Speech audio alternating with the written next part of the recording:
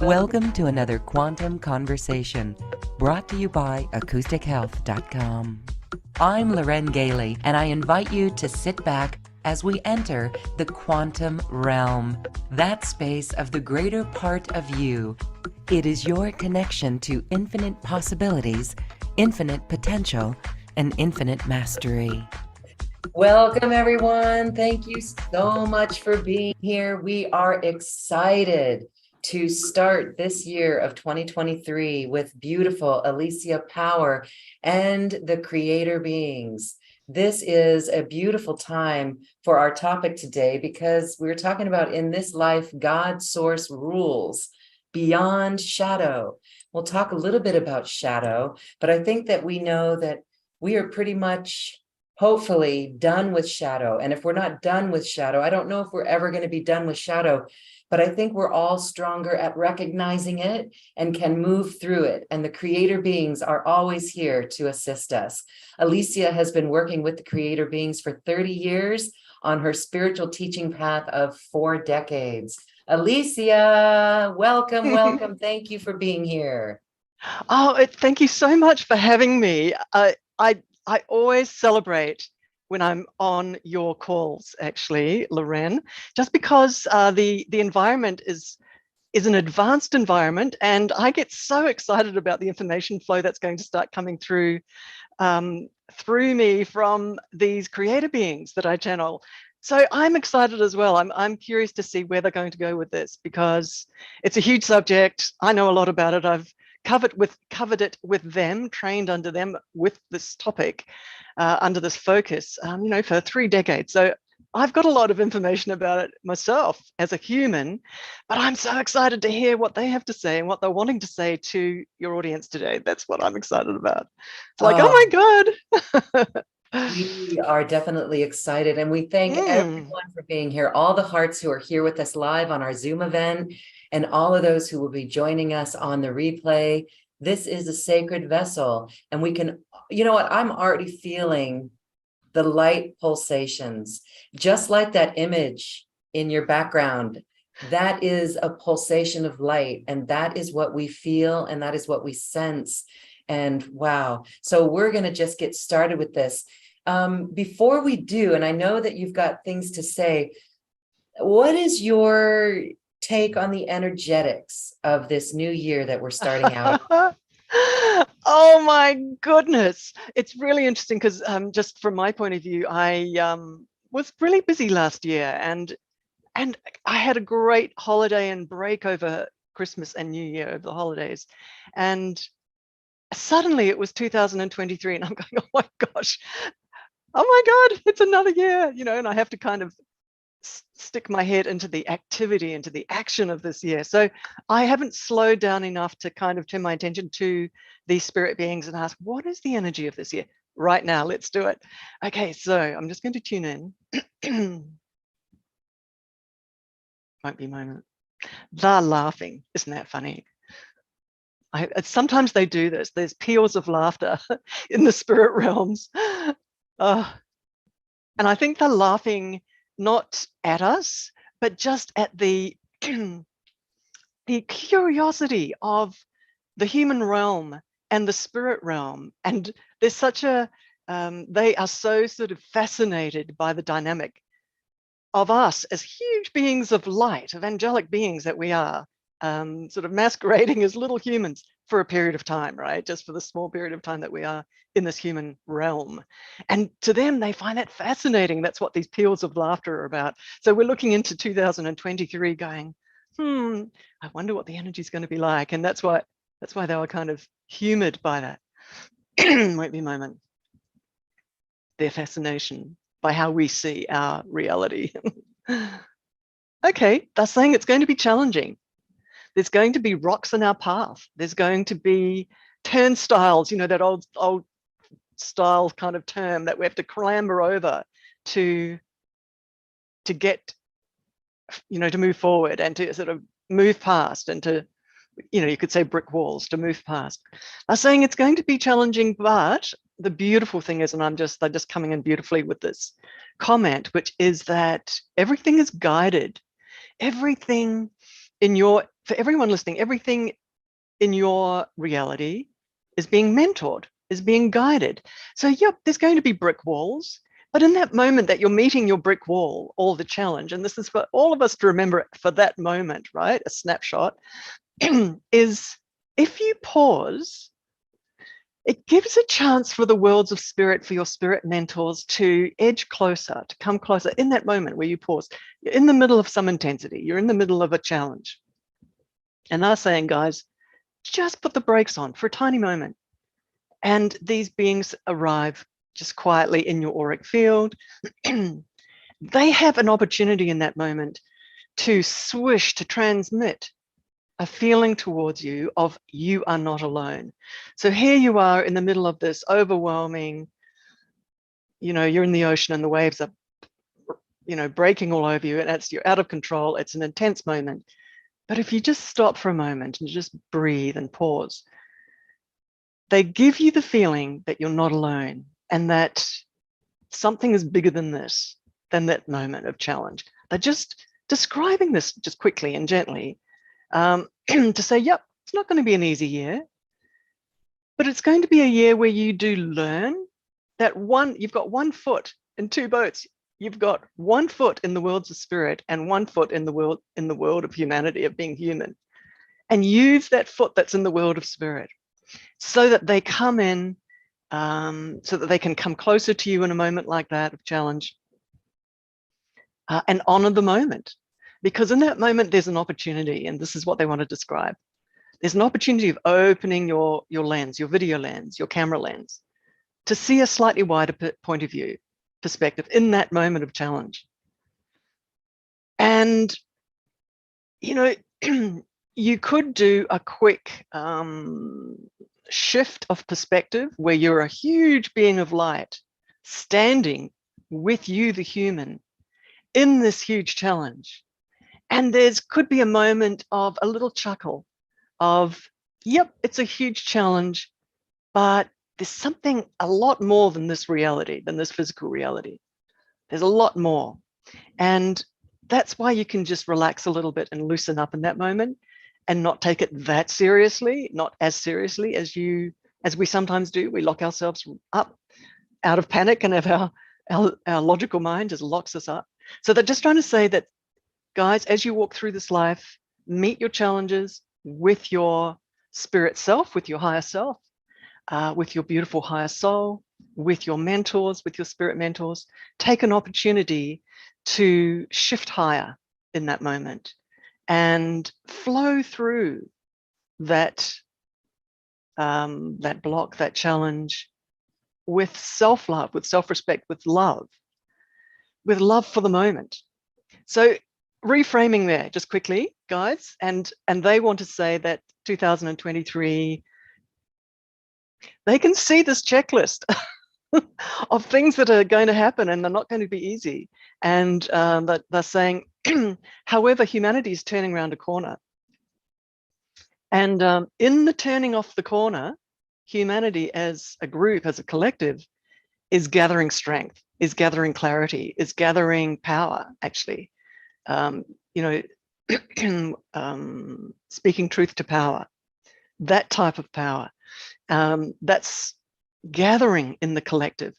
That is a glorious thing. And that is the process that's going to be part of the process of 2023. It's still gathering. That snowball is still in momentum. We're with that. It's a weird thing where it's a private experience, a private reality of us gathering power, and the collective as well, gathering power, empowerment and clarity, of that whole thing of speaking truth to power and sitting in your own truth.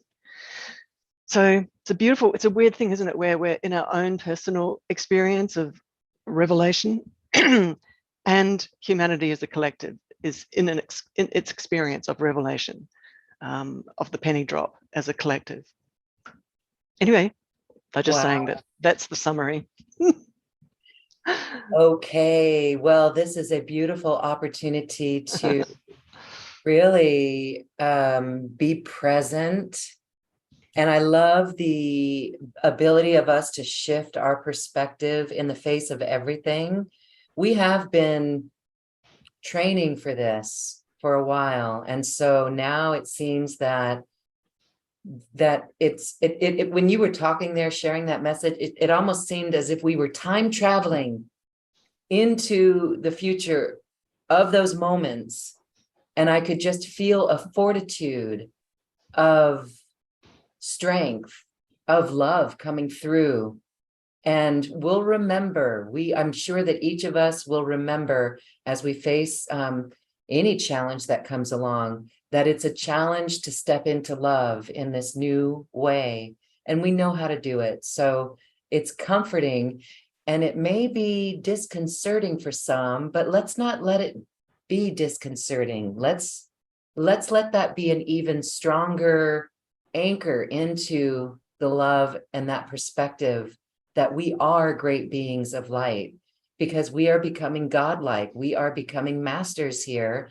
And this is where we really have to walk our walk. Mm-hmm. Mhm. Oh my gosh, absolutely. Lorraine just beautifully said, we are being masters here.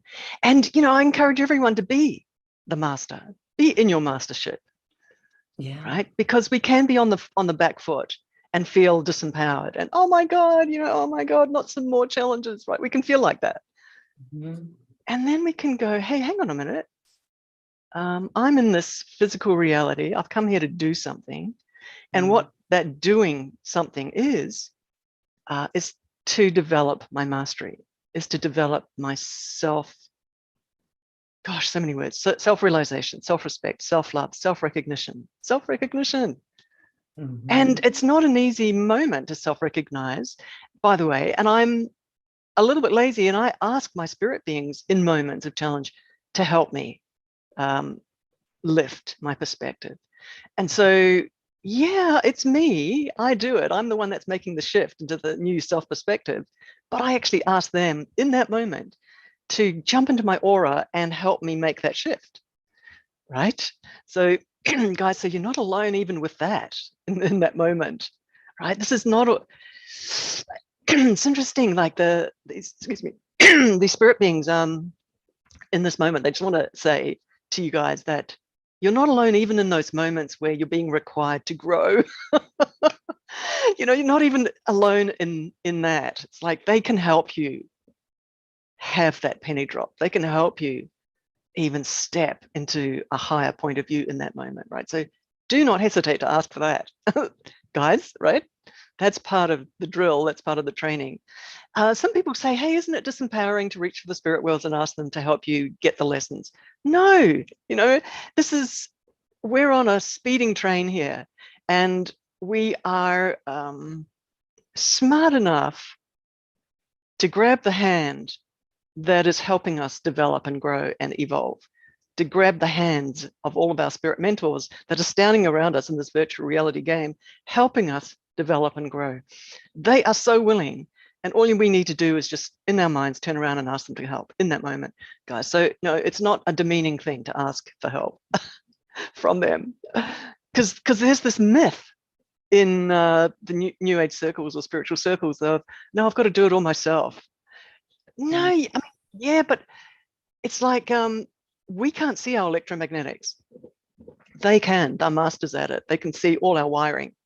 And I don't have any, what do you call it, pride, but I just go, hey guys, do the wiring, shift me, right? And because it starts to move into unconscious competency, guys. So it's not a disempowered moment to ask for your guides' help. They're actually wiring you up to strengthen. They're strengthening you in that moment. And that builds, there's a building of that platform. And you don't slip backwards. It's like you stay in that rewiring. So it's an opportunity every moment you ask for your spirit guide. Just wanted to mention that.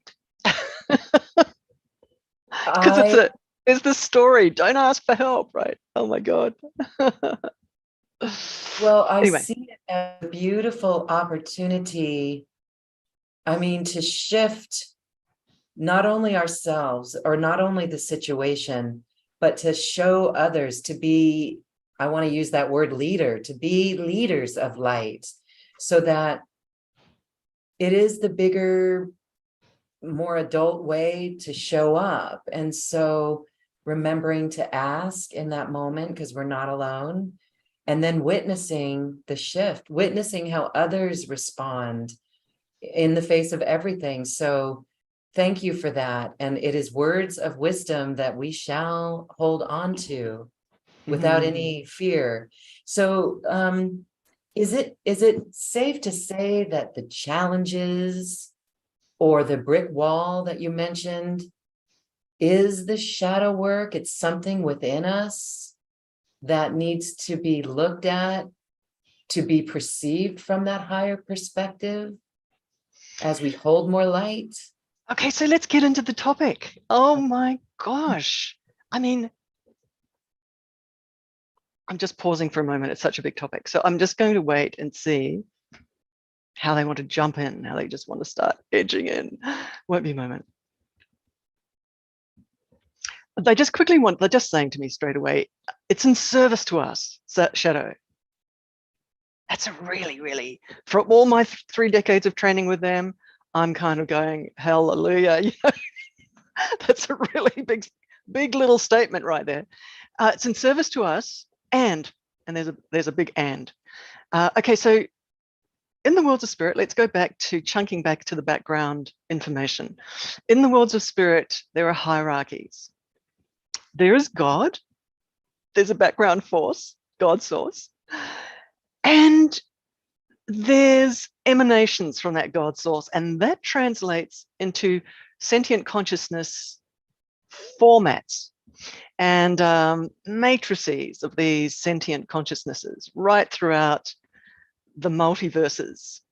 And in each universe, there are, and I'm talking about a spirit universe, which includes all the galactic systems, all the star systems. That's in one universe. All of that is in one spirit universe, right? All the galactic systems, right? All of the galaxies, it's in one spirit universe. So within that one spirit universe are so many varieties of tribes, so many, and this is the point, levels of authority. It's like a pyramid scheme, if you like. So higher and higher levels of authority. And what that means is, you know, there's no control, nobody controls, but there's mentoring. They're mentoring layers, and they mentor those below them, and then they mentor those below them, and then they mentor those below them. So everyone's got a little job mentoring those below them, below themselves. That's the way consciousness is structured in the worlds of spirit. I'm going to say something a little bit controversial just because it's a little bit naughty to say, but that authority layer going up and going down nearly doesn't end going upwards. So it just keeps going upwards, which is a really interesting thing for our little logical mind to try and figure out. Okay, so in the fields of light, in this particular universe that we're in, with all of the galactic systems and the star systems in it, in this particular universe, just really quickly, I've chatted about this before on these calls, is that this particular one was designed with energy flows that interact and flow around each other. And actually, I'm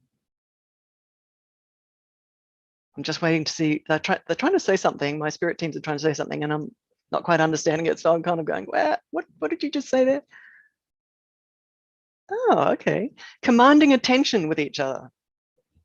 Leading in very gently, commanding attention with each other. So this universe originally was thought up as an idea to give a gift to God's source from a point of sentience. So all of those layers in the world of spirit, we're not even talking about humans yet at the moment, which is down in a very dense layer, way down below, crystallized into physicality, right? That's the human layer.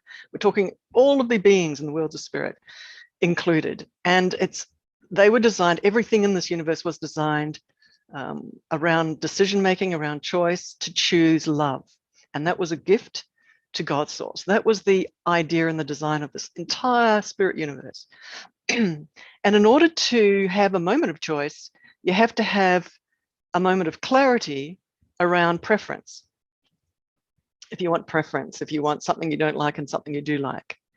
And in order to create a trigger to preference, you have to have a moment of awareness of two varieties of energy, right? And that was the original software that was generated to create that in this universe.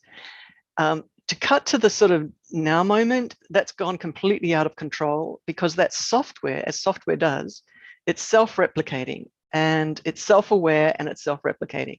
So the software, which was the challenge software that would create a moment of clarity and awareness, that's proliferated to the point where it's gone into total overdrive and is hunting. This is what I call shadow light, the challenge energy, and it's hunting light and trying to shut it down now. So it's gone out of control, self-replicated, and right throughout the universe. So it's a huge challenge. And this is the reason why something called creator beings, who are out of this universe, way above it, and oversee many of those types of games, saw that this particular universe was out of control with those two softwares, with the two dynamics. And they dropped a line of light in, they asked permission, and they've arrived in with their type of light, which is outside the game, to come in and add their type of light, which is a certain type of brightness. It's got a certain type of power and clarity to it, which closes down rogue software. It closes it down because it's got that authority. It's much higher up in authority. So I'm just backgrounding everyone so that you're all catching up with the story. And that dynamic of the two softwares is everywhere. It's in the quantum. It's also, the quantum is inside of us too. We're portals. Humans are portals. Humans are gateways. Your soul isn't just a soul. It's many different energy bodies. And all of them are radiating their intelligence through that gateway into what you're calling your experience, and the way that you're interpreting, and the energy bodies that are glued to this, and sort of glued as in like attracted and magnetized to this human experience, right? So energy and perception and reactions and learning, all of it's coming through a portal. And it's a really sophisticated setup. And we are self-aware. We're learning, making decisions, making choices, feeling our preferences. But what I want to quickly say is that software is permeated through all our energy bodies, by the way, all our soul energy bodies that are carrying memory from past existences in our Akashic records, which are sitting inside as resonating memory, as frequencies in all our energy bodies. And all of that mishmash of energy is coming through the portal into our sentience, into our self-awareness, and we're kind of bumping up against our thoughts, our reactions, our feelings, our conclusions, as we're just living our life. And as you're listening to this, and any second of your life, you're having this, you're tasting things and you're making decisions about them. However, so those two softwares are running a game. It's like a football game, right through everything, right through your perception lens, right through who you've been in other existences, how you're projecting forward, how you're thinking about yourself. There's that football game of the challenge of lower frequency versus higher frequency, shadow and light. So I just want to say it's permeated through all of us, through everything. So we walk forward with a weight, kind of, and with an internally built challenge. It's built in, the challenge of every moment of noticing what we prefer. Quick aside, if you go to therapy, and I sometimes say this, that one of the very first things you're gently and compassionately trained to do is to notice your preference, because as we arrive into our human lifetime, we are taught not to feel. We're taught to completely shut down, concrete up, ice up any connection to our heart and to noticing our authentic preferences, because we are taught to get love from the people around us by living out our obligations to them and actioning and acting in obligation to everybody around us. So if we act as they would like us to act, we get loved. So that training in our human self from childhood unfortunately created a separation away from what our true, honest, genuine, in any moment preference was. So it's an interesting story there, even just as the human journey. Anyway, so the story of shadow, it's not a small thing. It's a huge thing. It's huge. And I do want to say that what I kind of was going to say a little bit earlier on is that there's the tribes, there's the fields of light, the families of light, the species, all the different sentient beings in the worlds of spirit. And I'm not even talking about here in human land, excuse me, but there's the species of spirit beings in the framework of light. And even that has kind of soft edges where in the worlds of light, there are many, many spirit beings that are half shadow, half light, because their electromagnetics, their light fields have been touched by shadow, and it's lodged as software as part of their energy system as well. It's not a simple subject, and it's not a simple situation. The other thing I want to say is that in those fields of light, there's fields of shadow, and similarly, there's hierarchies and of species and beings and sentient beings similarly in this huge field of shadow. That is a point not many people understand. So there's enormous, vast ranges, echelons of shadow, structured in hierarchies, fully sentient, and 100% focused on light to shut down light. That's what they love to do. That's how they're wired.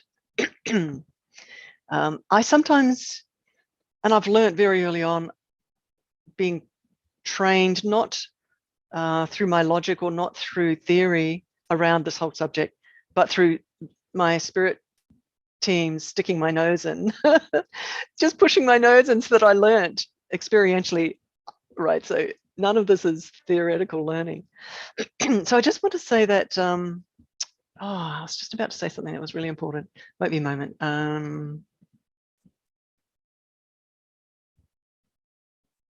I was talking about, the fields of shadow and how they are sentient, and they just play out together, I should say, jockey together, push against each other, rumble, have challenges against each other.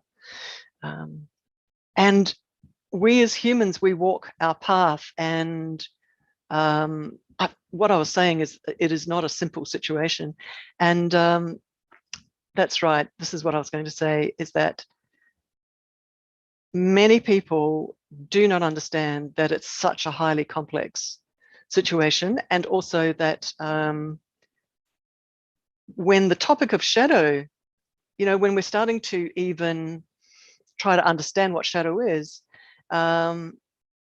it's important to understand that we're out of our depth with what shadow is. This is not something that we can control with our logic, or that we can shut off and say, hey, it's over there, I'm over here, and I don't want to have anything to do with it, because that just doesn't work. It's just not, this whole game is not designed like that.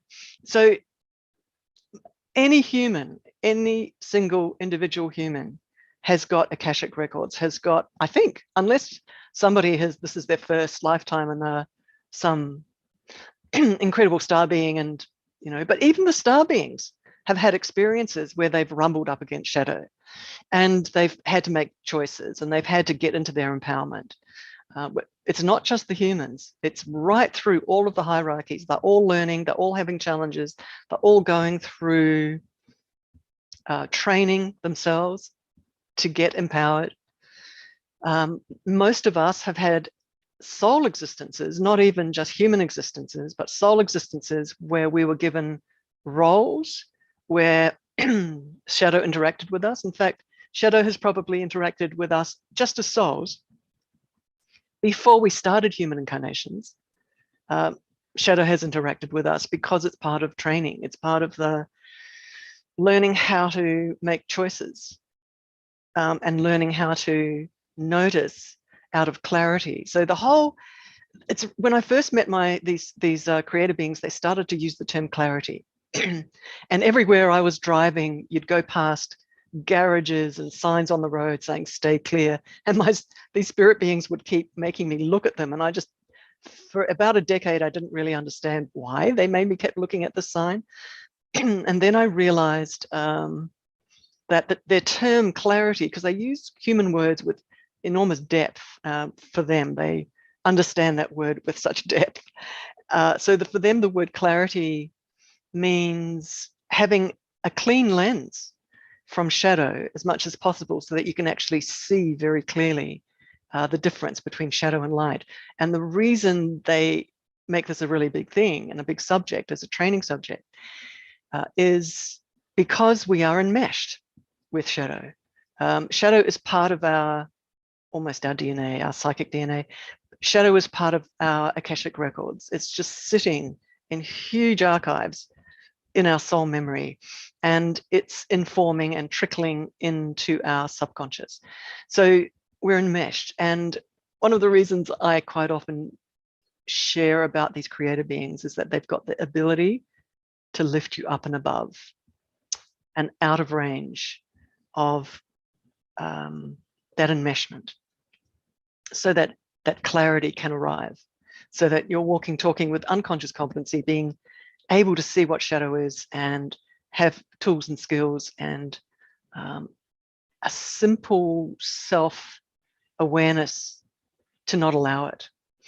So there's something they really enjoy is teaching. I'm not sure, I don't know if they're going to be teaching tools today, but something they love to teach is skills and tools to quite quickly notice where it is, inside, outside, and to reach for your spirit guides and to get them to do the work, because they've got the jurisdiction, they've got the authority to quite quickly transmute, pull out huge matrices of shadow out of you, or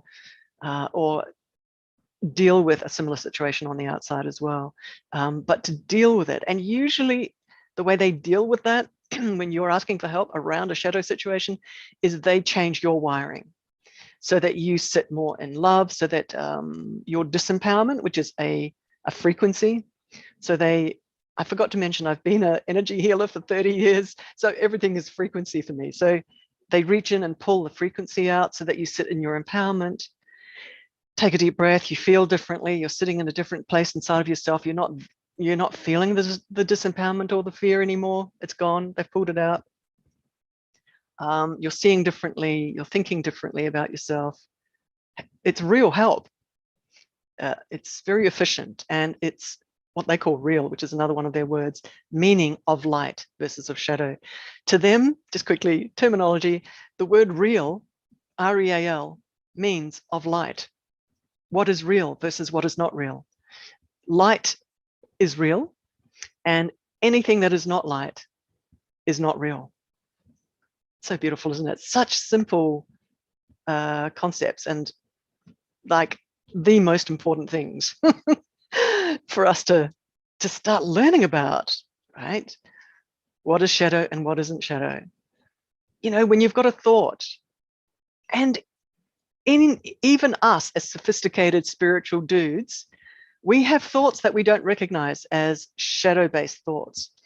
You know, a thought of hesitation, a thought of postponement, a thought of doubt, a thought of skepticism, a thought of,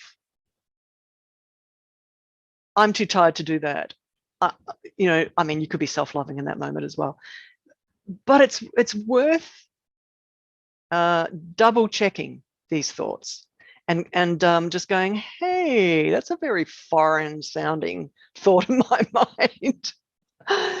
Or a thought of everything's getting too much, overwhelm, or a thought of, I don't know, I'm just trying to think, just that whole litany, that whole list of these types of very, very subtle, it's like the beginning, when you've got a leak in your bathroom and you see a little bit of water coming out underneath the door. It's like, what's that? It's like that, catching it. It's like, because it's just trying to introduce its frequency. It happens to me every day. I'm onto it. I'm observing it. And what I'm observing is the resonance behind the thought. It's like, is that a disempowered moment?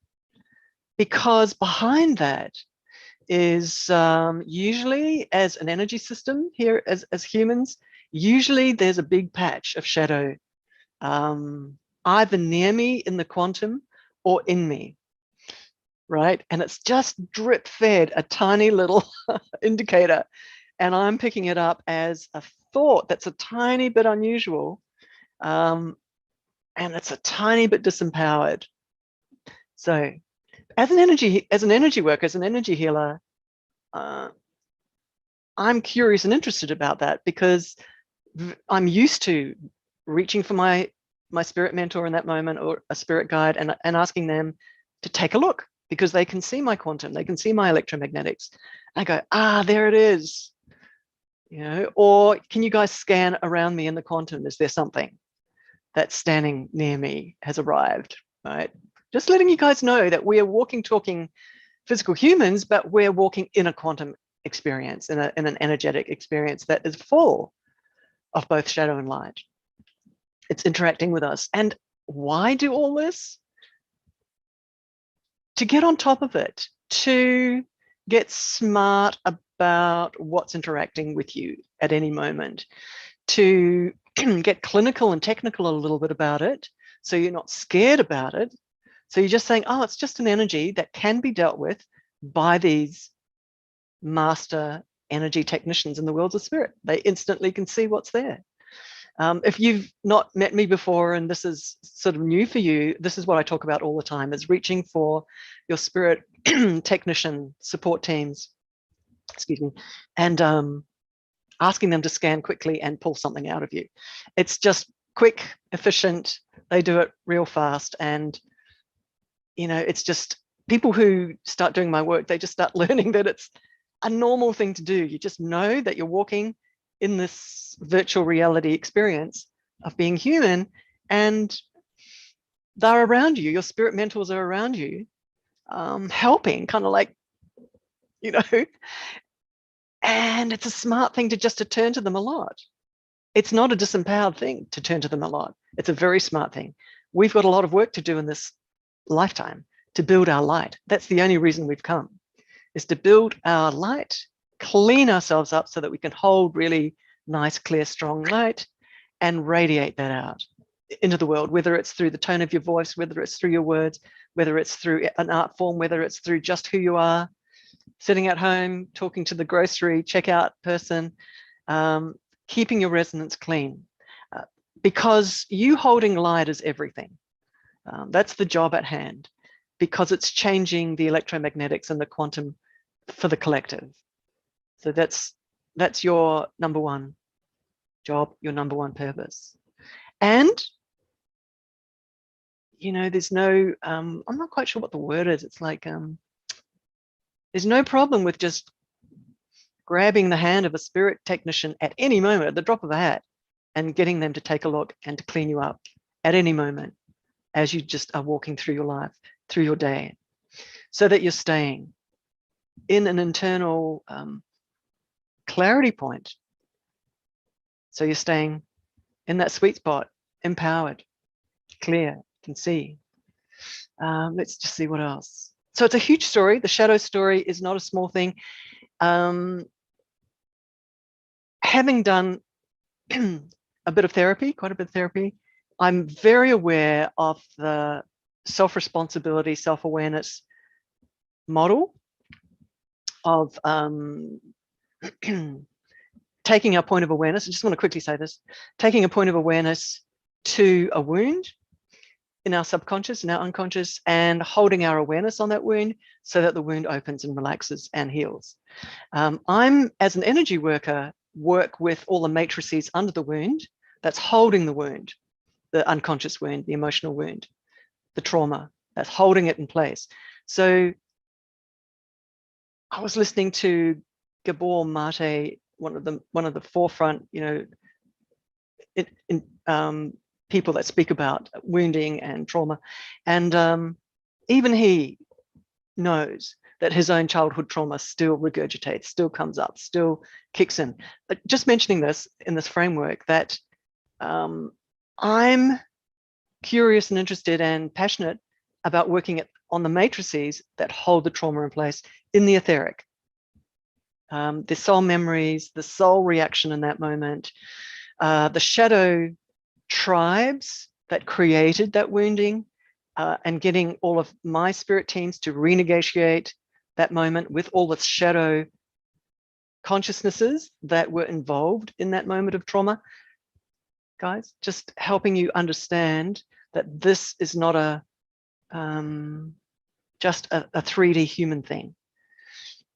When a human has a moment of trauma, there is vast armies of shadow involved in that moment. It's a cricket bat moment, bang, where usually there's a human, sometimes there's a human involved standing in front of you as a portal, bringing high authority, high jurisdiction shadow through them towards your beautiful auric field. The human has been pushed out of the way, and that shadow is controlling that human. And this is quite a controversial thing to describe in this moment. I just have to say, guys, sorry about this, but I think it's important to describe it. For some reason, it's like, okay, this is the moment to describe this, so everybody understands. And so the human's being pushed to one side, the human soul, that whoever's standing in front of you who is traumatizing you in some way. And so that it's high jurisdiction shadow that's coming towards you, that's impacting you and your emotions, that's touching your own wounding. Actually, psychically, it's traveling into your own wounds and flicking those open so that you're slightly out of control as well. But the other thing is that the shadow frequency is downloading into your auric field. So this high jurisdiction shadow is downloading into your own auric field and is creating a cache, a field of shadow that embeds itself.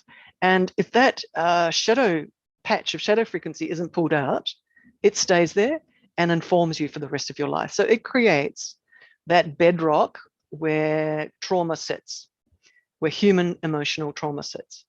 And in therapy, you can go there with your conscious awareness and relax it and open it.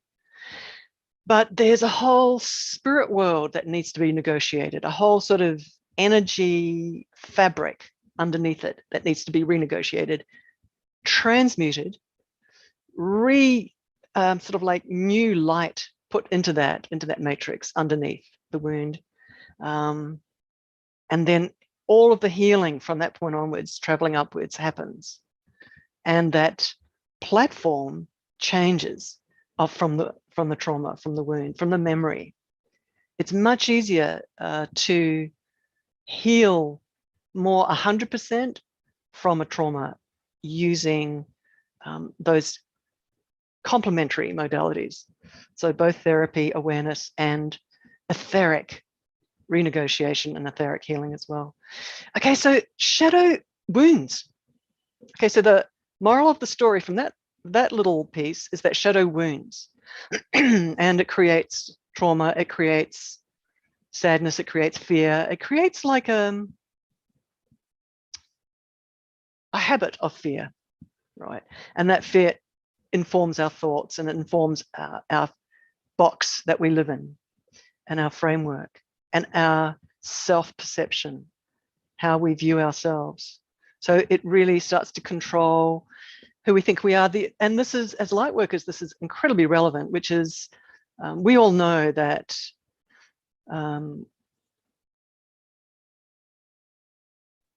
that the more that we marinate in front of spiritual teachers and listen to spiritual teachings, learn, marinate in meditation, marinate in light, right? The more we just let light come in, the more practices we have that let light in, yoga, physical exercise, just beauty as a practice, whatever practice that we have, letting light in is incredibly important to create strength and to create empowerment and flexibility. People talk about metabolic flexibility, which is the ability, anyway, it doesn't matter, we're not going to go into that, it's just a term at the moment, but the flexibility to stay in light, meaning that there's competency there, meaning that you've got your tools, you've got your skills, you know that you've got your spirit teams to help you, competency, and the feeling of empowerment. So you know what to do, you know how to work with yourself, and you know how to work with frequency, and you know what it is. Incredibly important. I was going somewhere just before, and I've just lost my track. Just trying to remember. Won't be a moment. It's such an incredible subject. I really enjoy talking about it because it's not talked about very much, and I just know so much about it. So I just want to say that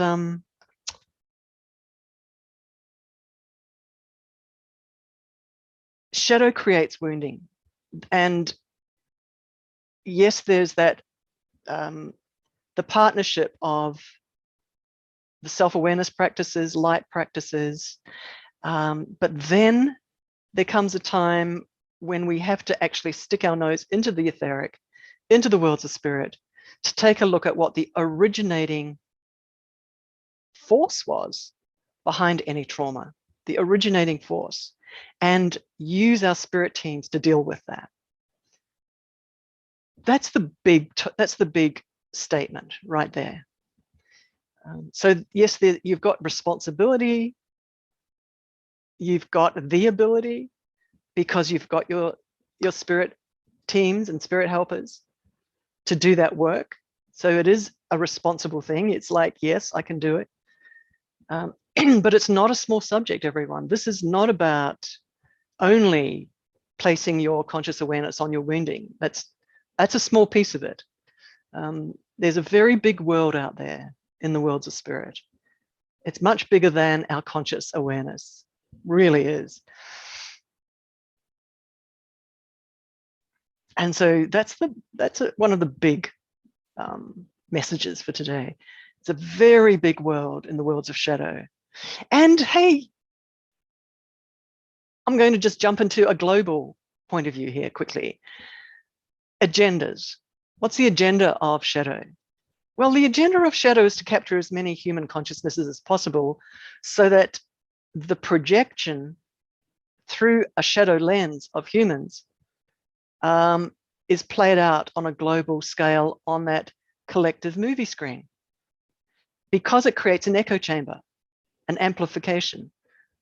Collective, can you imagine that? A collective lens that's populated by shadow, that's influenced by shadow, where the reaction is, the decisions, the points of view are colored by shadow through so many human individuals, and let alone the leaderships and their decision making, and creating an echo chamber of fear, we all know this, we've heard about this for years, echo chamber of disempowerment, and all of that. Then if we are to step back and be those big angelic selves, we can see that then creates collective realities, which are humming at a resonance point, whether it's a lower resonance point or a higher resonance point, empowered or disempowered. And shadow, obviously it's just set up that way as a software. We all know that software is just run. You know, and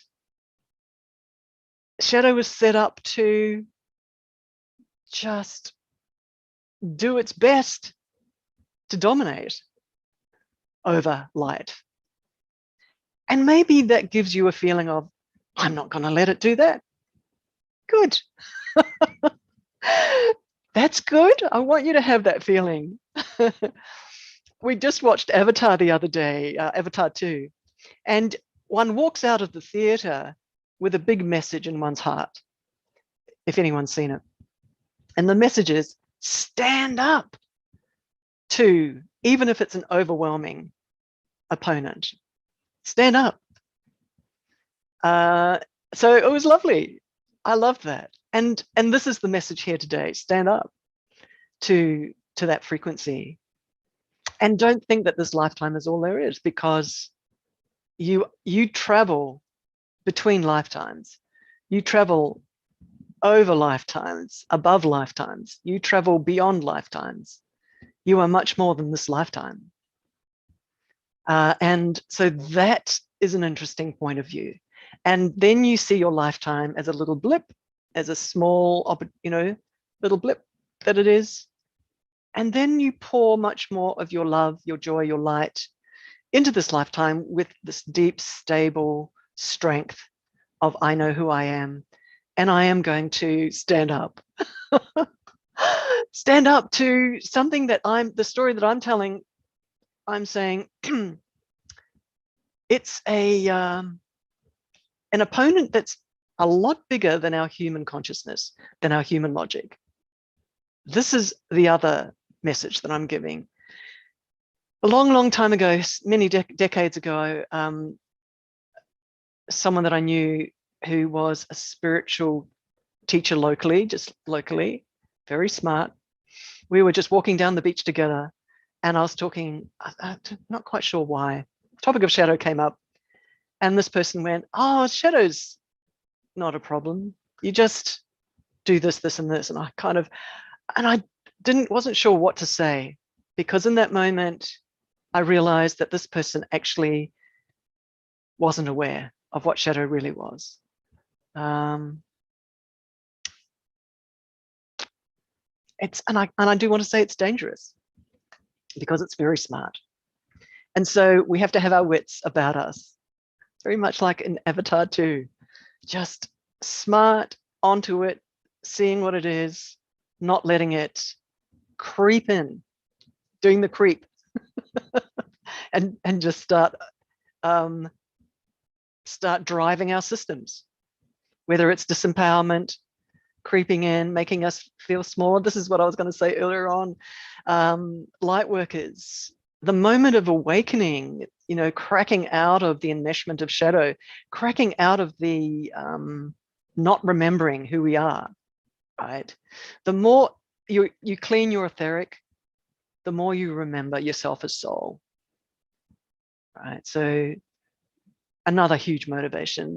There's just this basic dynamic of the less shadow is in your Akashic records, is in your etheric, in energy bodies, your soul bodies, the less shadow, which means being in front of these spirit technicians a lot and getting them to clean you up a lot over time, over the years. You wake up and you remember yourself as that huge being of light, and you feel that empowerment. You sit in that comfortably and a little bit more relaxed, and on top of it, on top of the reality of life, rather than underneath it and at the effect of it.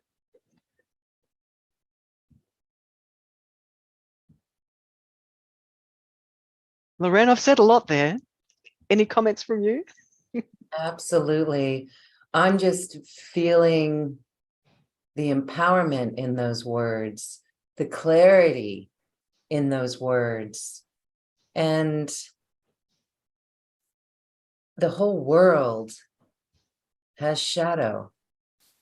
Every person has shadow. I would see that there are spiritual people trained in this that may be able to rise above it. But wow, it seems like it's a long road ahead of us, but yet it could be simple. So a question that comes up is, I love the phrase flexibility to stay in light. That's really what we're being shown to do here with the shadow. And we're being helped with the beautiful realms of our guides that will help lift us out of that energy or help us understand the resonance of that energy.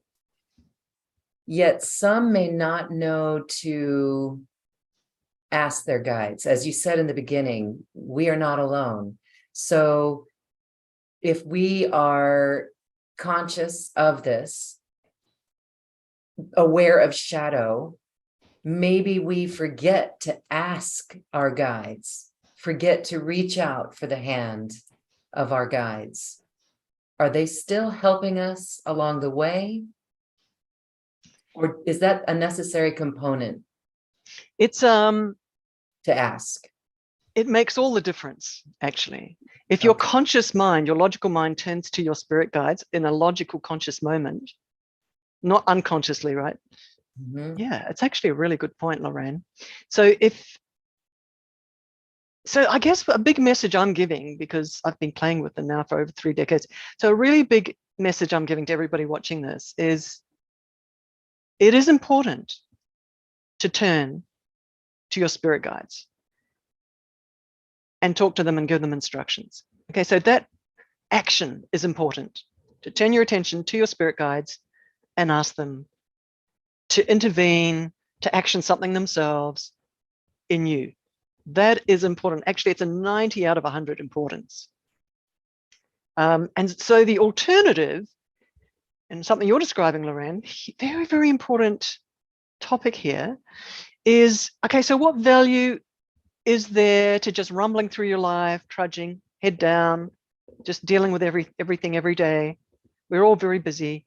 And hopefully those guides will be doing their thing anyway, right? Just because they're just standing around the virtual movie chair because you've got all your helmet on, your virtual reality helmet on in this life. That's what I'm talking about. You're in this life. It's like a virtual reality experience.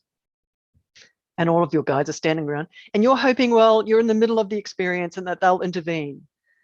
So it's not enough. That's what I'm saying. They will make a huge effort to come around the front of your attention and try and put something in front of you to trigger your realization that you could ask for help, or where you've got to make a big decision, or that some awareness comes to you. You know, they will make a big effort. But are you hearing me? It's like the oil, the grease, and the cogs. Gee, it's easier if you put your conscious attention and you start getting used to this, of putting your conscious attention to them quickly, logically, deliberately, with your attention, and you instruct them. Something I learned right at the very beginning, they taught me, is to instruct them. Because the detailed scientists, these are light scientists, and they want to create the result you're asking for.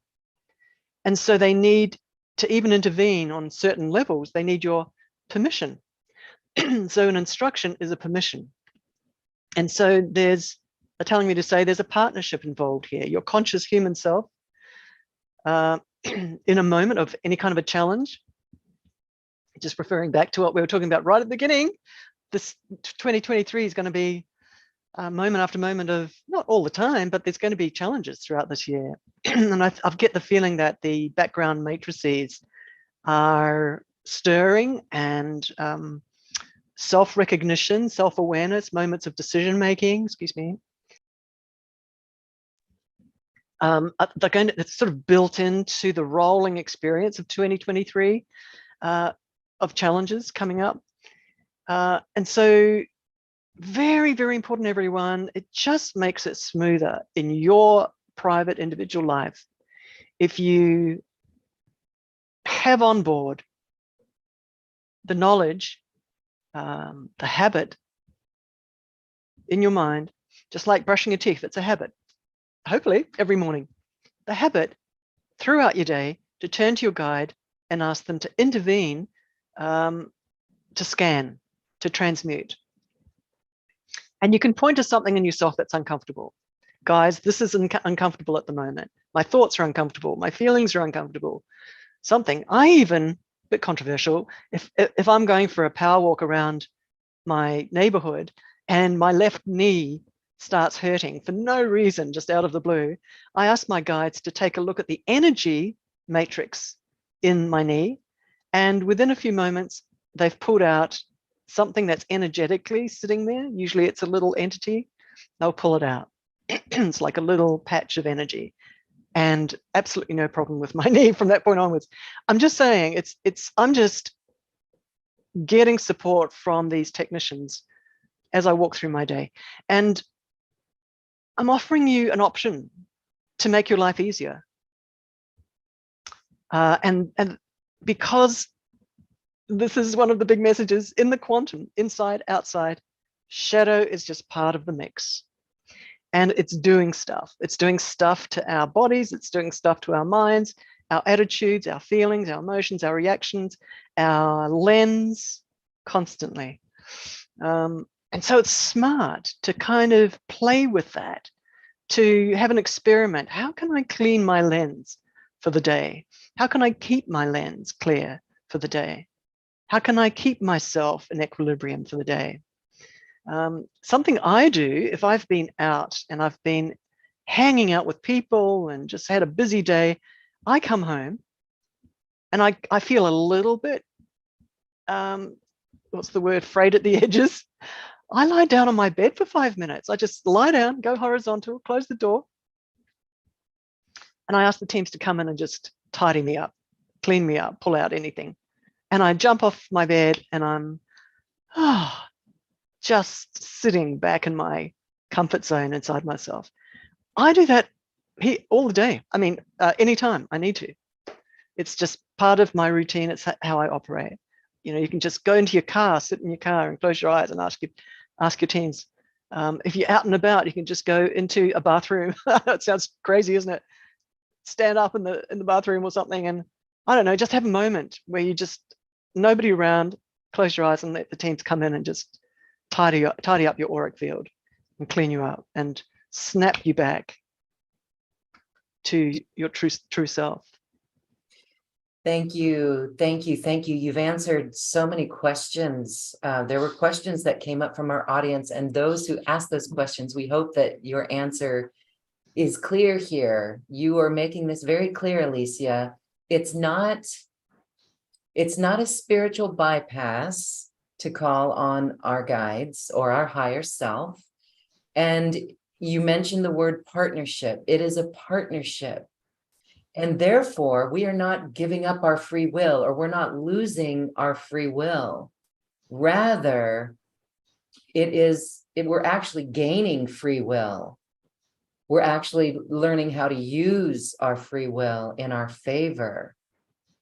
So that feels really good. And as I mentioned, okay, so there's shadow. You're someone who clearly recognizes the energetics of shadow and takes actions to clean it up and clear it out. So do you still have wounding yourself? Are there still layers within you? Or are you pretty clean? It's just, okay, so my spirit teams are confirming, because I was just checking in that moment. They're confirming that my big soul Akashic record wounds have been cleaned, which is a relief. We worked on that in the first decade of my hanging out with them, and I've been with them for over 3 decades, which is great. And I just quickly want to say, for everyone, I often say this, but as an energy healer, I've worked with this quite a bit. So there's about 5 to 7, and you and I, Lorraine, we've talked about this too, huge soul wounds from big lifetimes where something, a big responsibility that crashed, wounds. So that we've got really big ones. So those really big ones have been cleaned up in me. Let me just see. I've got competency around therapy as well, with self-awareness. So I've got those kind of skills and tools as well. Yeah, so I match, and I sort of just bring in all the tools. Many of you guys watching this have got lots of modalities and skills and tools that you can use. But in the end, just remember, underneath everything is an energy matrix. Underneath everything is a huge energy world, huge spirit world. huge. Eternal spirit world. It just keeps traveling on forever. Guys, we can't ignore it. And it interpenetrates us. The quantum interpenetrates us. So the question is, have I got wounds? I haven't got the big wounds anymore. And this is, oh my God, I'm so grateful. You know, there's just such a, what's the word? Elevation and bounciness. It's not quite the right word. I was trying to find the English word for that. So there's integrity. You know, the scaffolding has got integrity. It's strong, which I just so love. I'm so grateful for. Anyway, that's the answer to your question. Yeah. So strength. Mm. Fortitude. Yes, you are fortified. You are fortified. So this is good news here. And it really makes it clear our journey moving forward and being bold, to being strong enough to look at it, to being courageous enough to look at it, remembering the assistance that we have from the spirit world who is guiding us as well. So one last question here, and then we're going to talk about ways that people can work with the tools that you offer. The higher self, can you shed some light on the higher self and maybe guides that work with us? Do we need just one? Do we work with the whole team? Higher self. Let me just think about that for a moment. Yeah. You know, my spirit teams are saying, excuse me, you can definitely work with your higher self, but your higher self hasn't got the competencies of these master scientists who are trained for eons and eons and eons in competency around frequency and around light. Our higher selves have got different levels of competency and learning from existences, soul existences, human existences. But in the worlds of spirit, there are tribes who have specialities, and your spirit mentors have specialities, especially when you're listening to me, my auric field, and my partnerships in the worlds of spirit. So all the spirit teams that I've partnered with as an energy worker, and there's many, many, many, many different types of spirit tribes and spirit technicians, going all the way up to high authority to more mundane, human level, those who work with closer to the physical body, with the emotions, with past lives. There's many different competencies and specialities. Just letting you guys know, oh yeah, I forgot to mention that your spirit guides aren't just one type of spirit guide. There's nearly unlimited flavors of spirit guides, guys, with different specialities and expertise. Did I not mention that?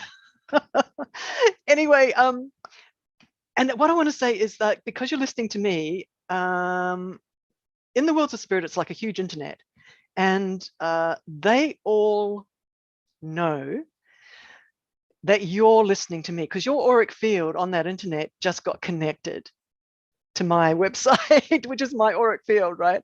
So you guys are now connected to my teams. And this is the main point. There's now this huge river of energy and of love from my teams to you, to your auric field. That's a really big deal, actually, because I've spent decades finding all these guys and them tapping me on the shoulder and me shaking hands with them and then starting to work with them and training them how to work with humans, right? Because I've never been human, they're so high up, high authority guys. Anyway, the point is that you are now on the receiving end of many of the teams that I work with. And in your mind, remember instructions, it's useful to do them in English. There are many times when I'm teaching people to be telepathic with the worlds of spirit, and I talk about sometimes not even using any language and just shooting a feeling towards them.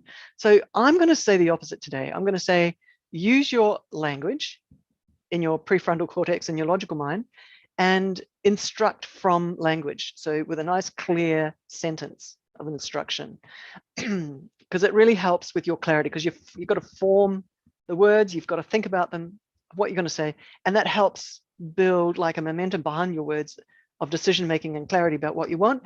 The spirit technicians get that, they catch it like a basketball, and they go, right, we've got permission, they're specific, they love specificity, and they, with their laser consciousness, start going in and start working. And for those of you who've not met me before and who haven't jumped into courses, just want to say a fast way to access my teams is to just use the code word, Alicia, Alicia's spirit teams, Alicia's spirit technicians. It doesn't matter, but if you use the word Alicia, they know who I am, they know who you are, and they will arrive. It's, again, big internet. They're following the flows. They're following the flows of your intention inside yourself as you're saying that. So yeah, so definitely use that, by the way. I can't remember what the question was. You have answered it. Thank you. It was really about the higher self. And that really does explain the assistance that we have, the great help that we have. And it's beyond a soul level experience that we get this help from. And so as you were describing, the great beings that you work with that can come to us when we call on them with those code words that you use, that you offered, can we also use this to assist other people in our lives, in our family, our children, our spouses, our relatives, friends, loved ones? Or do they need to be responsible in this journey for themselves? Definitely, if generally speaking, I suggest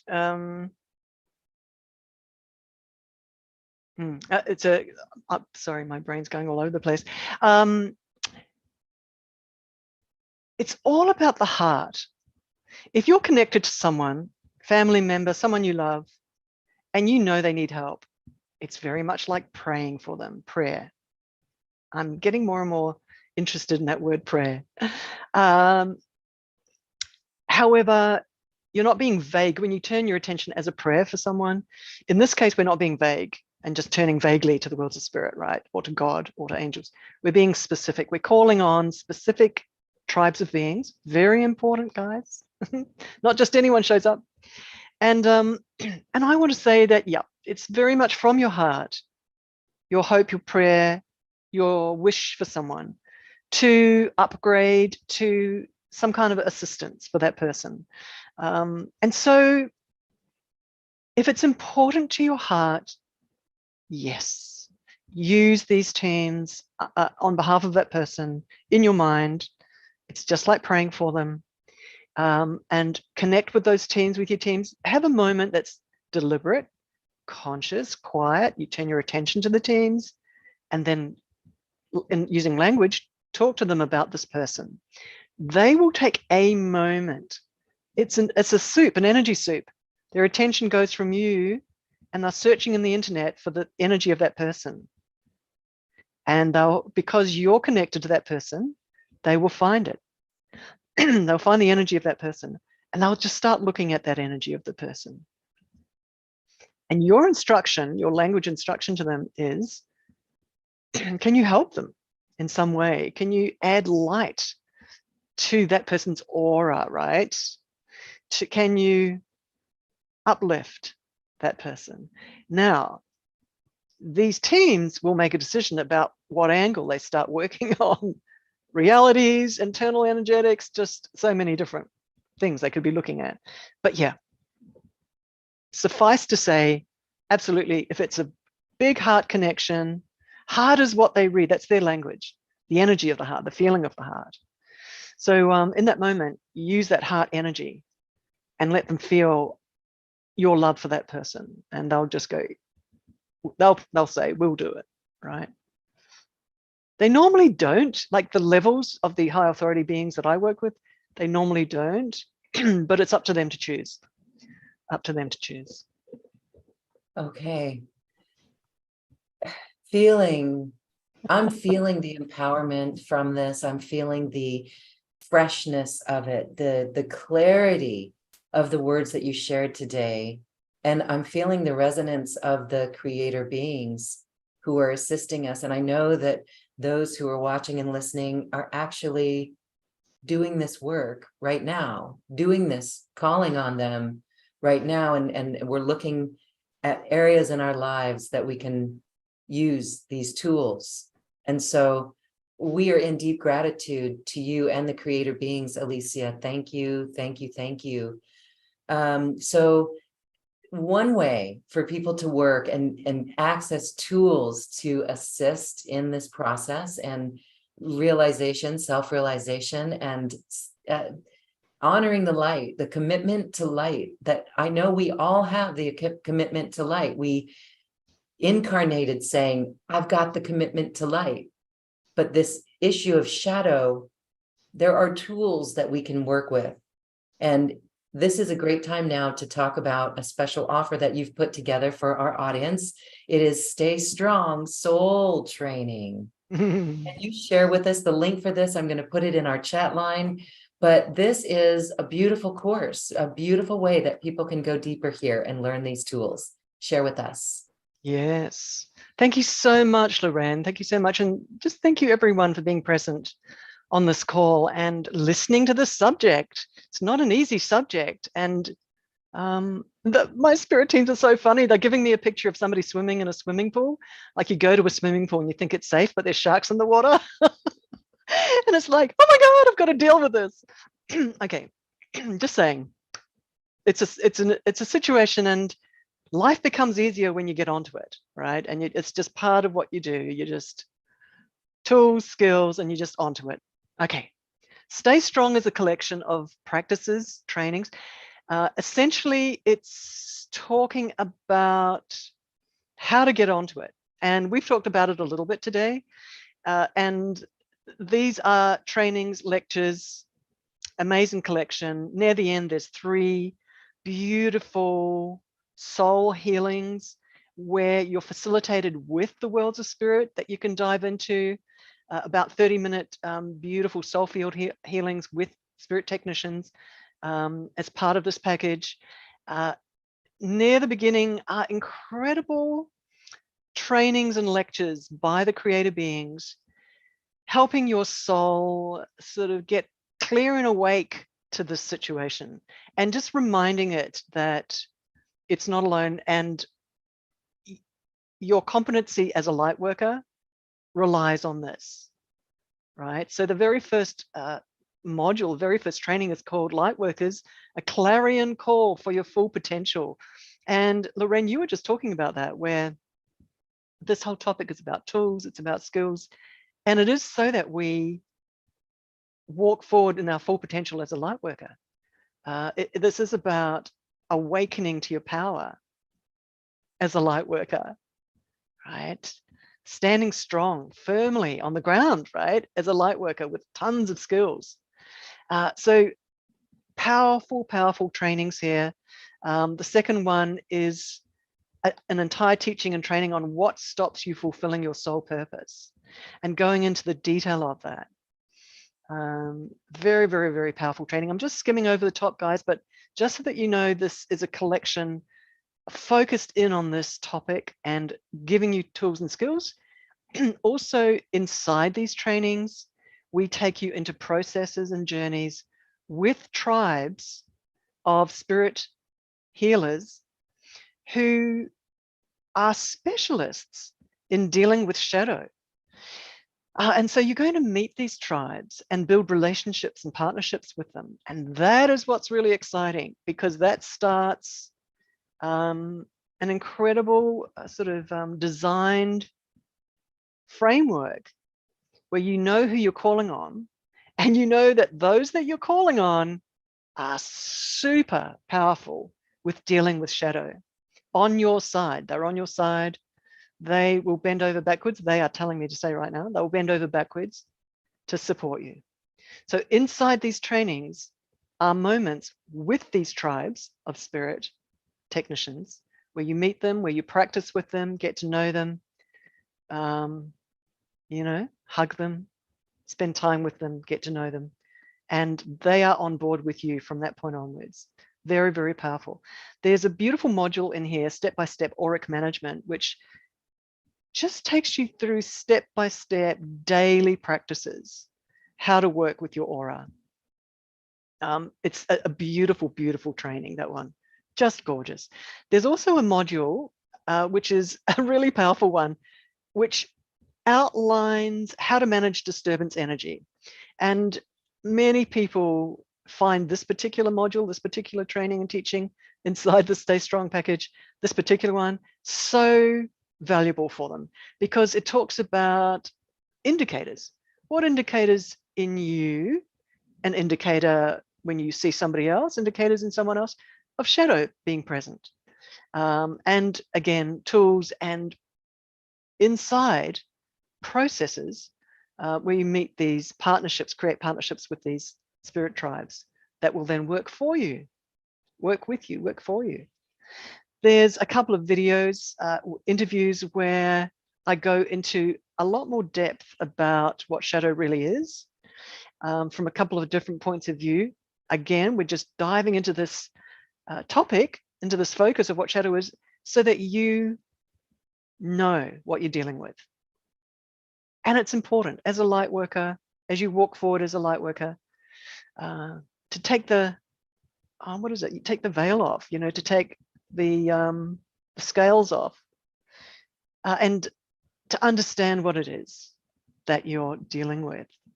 And then the 3 different beautiful spirit surgeries, which are completely dedicated and focused in on soul field healing. The very first one is healing heart weariness, beautiful surgical healing, working in your heart chakra.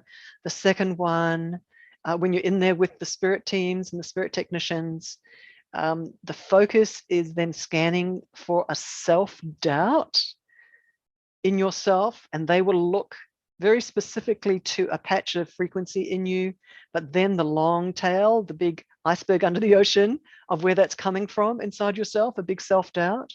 And that's designed to sort of crack the shell of a box that you might be sitting in so that you step out of that and see yourself differently afterwards.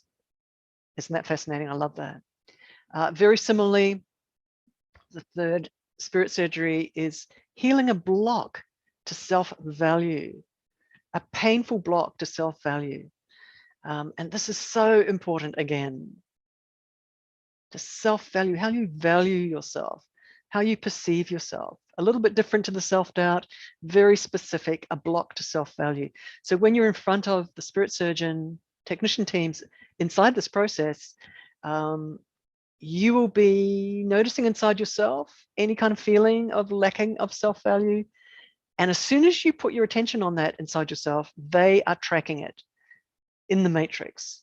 2, can you hear how technical this is for them? It's just they're neutral about it. They're just going in and finding a sort of, a kind of patch of energy. And it's circumstantial. There'll be a circumstances or a series of circumstances or a theme from past lives. They'll be just looking at all that, where you've got a block to self-value.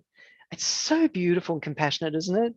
Just this putting you back up on your pedestal, not in that negative way, but just putting you back onto the platform that this is your birthright, to be standing solidly in light, in self-love, in self-value.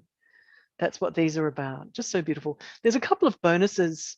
So I did a big question and answer live event, and it just drilled into so much about this as well. And it's just very juicy. That's added as a bonus content. I think it's about an hour conversation there. And also I've added in a bonus of something that I presented a little while back of doing. There's a lot of people who don't understand how to bring their heart into their business and how to generate an income for yourself if you're a beautiful angel soul. Specifically, this bonus is a little package of training for angel souls who just don't understand how to get themselves out there and build a business around their beautiful, soft, loving, gentle energy. And it's talking about that and how the simplicity of it and the honoring of that, and how actually the entire world is hungry for your energy for very specific reasons, and how to monetize the beauty of your heart. So that's there as a bonus as well. Gosh, Loren, that's the package. Wow, what a beautiful collection. Oh my gosh, feeling into it. It's exciting. What a beautiful collection of powerful tools that will assist us in the energetics of those matrices that are holding us back. The self-value, the entire world is waiting for our light and our love, and we've got this. So thank you. Very exciting. We've got comments coming in of people who've taken your course. It's enormous. It's beautiful. It's very helpful. We are so appreciative for that. Thank you. Again, the link is right here in the description of this video or wherever you're listening to us on this program. And check it out. You can read more about it, and just sensing into it with your heart, you'll know how good it feels. Powerful tools for everyone. The world is waiting. Okay. Alicia, I love you and the creator beings and the empowerment that we've received today. I think when I mentioned in the beginning that it felt like we time traveled forward to that moment of challenge, we did that all along as we were with you today. And we've already self-corrected this journey as we learn really how to hold more light, be flexible in the light, and do not let shadow creep in. I know there's some cleanup to do within all of us, past lives and all of that, but just knowing that the creator beings and the high level spirit beings are assisting us tracking just by looking into our body and tracking where that wounding comes from or where that self-doubt comes from. There's a program of caring what other people think. A lot of light workers have this, or not wanting to be seen. And just to know that it's being worked on when we ask and when we do that work, that inner work, and we have the help now. And so the questions of, are we giving our power away, depending on our guides or these beings? No, we're not. It is a partnership, and it is so beautiful, and it is so pure. It is our birthright. And welcome home, everyone, to this. Alicia, we are honored and so grateful once again for you being here. And we'll see you again throughout this year, but you have really set us on course. We are on fire. We are on fire. Thank you. Thank you, Loren. Thank you so much, everyone. Absolutely on fire. I really loved your term, self-correcting this journey. That says it all, actually. Self-correcting this journey. Yeah, we can do this. We can do this. Yeah. Call on your spirit guides, use the tools, and change our world, everyone. Thank you, Alicia. And thank you, everyone. From our sacred heart to yours, we love you. Thank you. Thank you so much. Thank you so much, everybody. I'm excited this information's been given today. I sit on it and don't talk about it that much, but it needs to be at the forefront. It really needs to be at the forefront of our minds, and actioning it and working with it every day, everyone. Balls in your court. Not really. You know, there's partnerships. That's the other thing I want to leave everybody with. Partnerships. You're not alone. Self-correcting with partnerships. Namaste, everyone. Thank you. Thank you. And everyone, thank you for being a new earth leader. You are, and we love you. Thank you, Alicia. Namaste. Bye.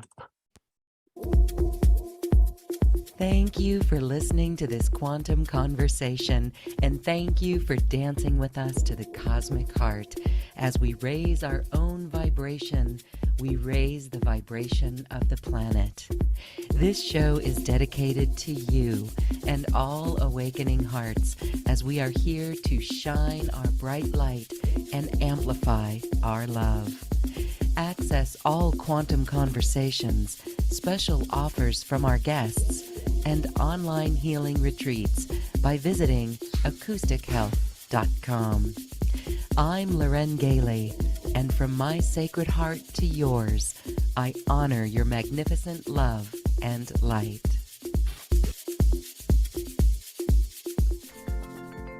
We leave you now with music from the universe. Music literally created by the universe, as musical notes were assigned to mathematical equations. The result is this beautiful music, available at acoustichealth.com. Namaste.